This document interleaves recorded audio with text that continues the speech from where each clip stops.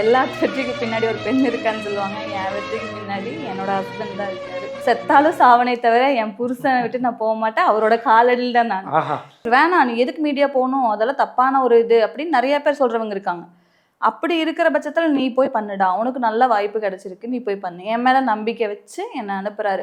So அப்படி ஒரு நம்பிக்கை கொடுத்து என்னை அனுப்புற ஹஸ்பண்ட் விட்டுட்டு சண்டை போட்டு நான் இண்டிபெண்டா இருக்கணும், டிபெண்டா இருக்க முடியாது அப்படின்ட்டு எப்படி சொல்ல முடியும்? ஹஸ்பண்ட் எவ்வளோ ஃப்ரீயா ஸ்பேஸ் கொடுக்குறாரோ அந்த ஸ்பேஸ்க்கான அவருக்கான முக்கியத்துவம் கண்டிப்பா இருக்கணும்.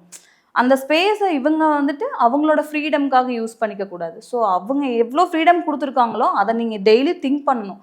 இந்த ஃப்ரீடம் நம்மளுக்கு கொடுக்கல அப்படின்னா நம்ம எப்படி இவ்வளோ ஹாப்பியாக இவ்வளோ சந்தோஷமாக குழந்தைகளோட நம்மளோட பாரம்பரிய கலைகளோட நம்மளோட கலாச்சாரத்தோட எப்படி ரன் பண்ண முடியும்னு நினைக்கிறீங்க? இப்போ கூட நிறைய பேர் நினைக்கலாம், ஆமாம் இவ இப்படி ஆடிட்டு இருக்கா, எவனாவது கூப்பிட்டு போயிடுவா அப்படின்னு நினைக்கிறவங்க நிறைய பேர் இருக்காங்க. ஓப்பன் டாக்கா சொல்கிறீங்க இல்லைங்க? ஓப்பனாக சொல்கிறேன், என்றைக்குமே அது நடக்காது. செத்தாலும் சாவனே தவிர என் புருஷனை விட்டு நான் போக மாட்டேன். அவரோட காலடியில் தான் நான்.